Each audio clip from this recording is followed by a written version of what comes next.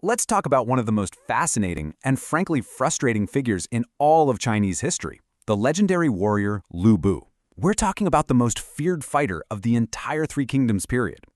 This guy wasn't just a warrior. He was so powerful people basically considered him a god of war walking on Earth.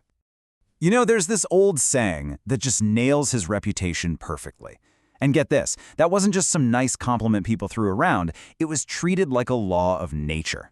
In an age packed with absolute titans of the battlefield, Liu Bei was seen as the undisputed number one, the peak.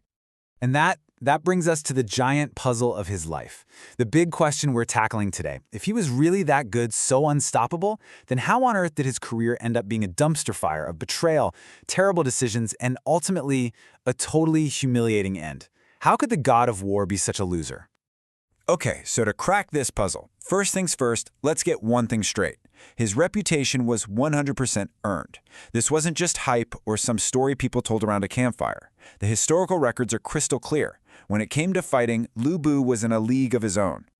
If you need one story, just one, to prove how absurdly skilled this guy was, look no further than the archery at Yuan. And I'm not talking about something from a movie or a video game. This is a real, recorded historical event where Liu Bei literally stopped a war from happening with one single impossible arrow shot.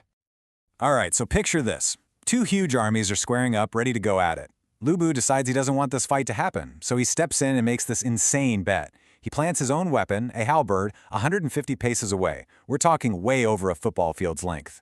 He tells both generals, if I can hit that tiny little blade on the side with one arrow, you both have to call it a day and go home.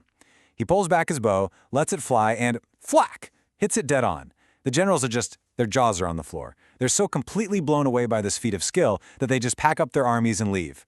He stopped a war because nobody wanted to mess with a guy who could do that. All right, so the guy's power, totally real. Not up for debate. He was an absolute force of nature.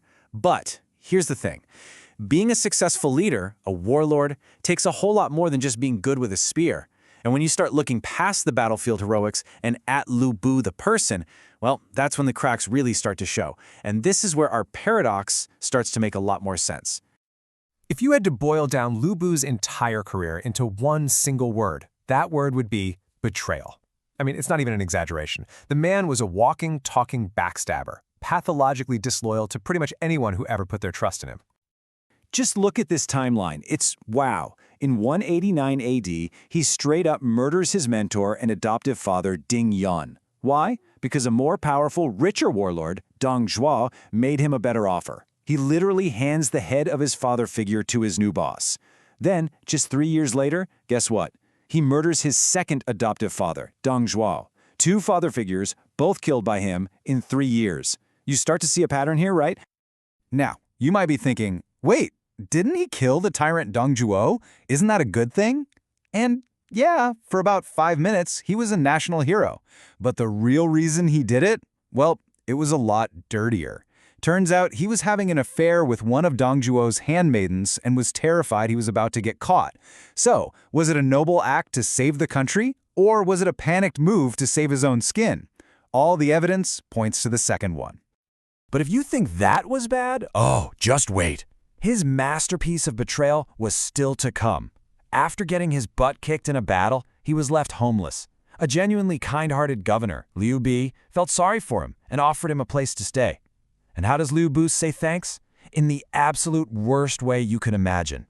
It's like he had a playbook for being a terrible person. Step 1, find a nice, trusting guy to give you shelter. Step 2, wait for that guy to leave town to go fight a battle.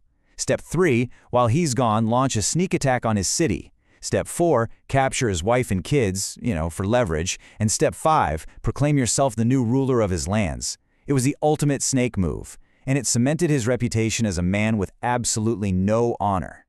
See, this constant backstabbing, it wasn't just him being a bad guy. It was a symptom of something bigger. The truth is, Liu Bei was an awful, awful leader. He was a one-man wrecking crew, sure, but he had zero clue how to actually run an army, let alone govern a territory.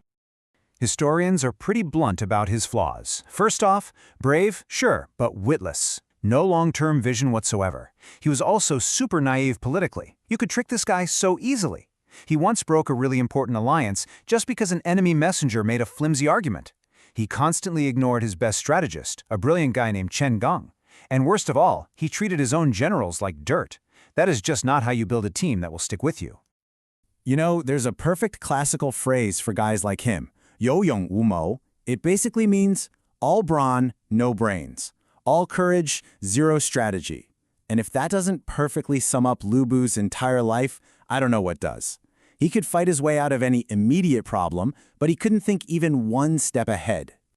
And maybe the best example of this, his biggest failure as a leader, comes right at the very end. He's trapped in his castle, besieged. His top strategist, Chen Gong, hands him a brilliant, foolproof plan to break the siege. Liu Bei's like, yeah, great idea. But then he goes home.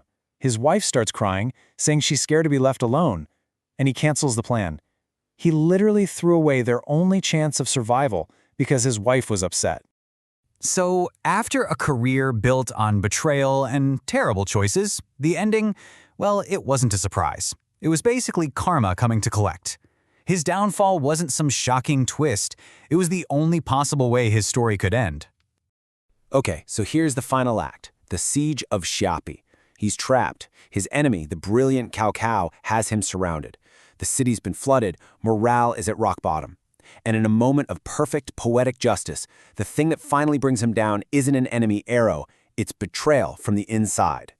3. That's the number. 3 of his own top generals, men who were supposed to be loyal to him, they were just done. They'd had enough of his abuse, his terrible leadership. So what do? They sneak in while he's sleeping, tie up the god of war in his own bed, and hand him over to the enemy.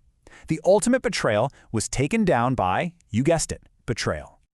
So there he is, the mighty Liu Bei, in chains in front of Cao Cao. And he begs. He makes this last-ditch pitch, saying, hey, with my fighting skills and your brains, we could conquer the world. And for a second, just a second, Cao Cao, who is a master at spotting talent, actually considers it. But he's smart. He turns to one person in the room and asks for their opinion. And who does he ask? Liu Bei, the very same man Liu Bei had so shamelessly betrayed. And Liu Bei doesn't give a long speech. He just asks this simple killer question. Have you forgotten what happened to Ding Yuan and Dong Zhuo? And that's it.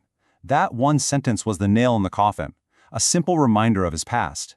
Liu Bei's own reputation, thrown back in his face, got him killed. Cao Cao immediately ordered his execution.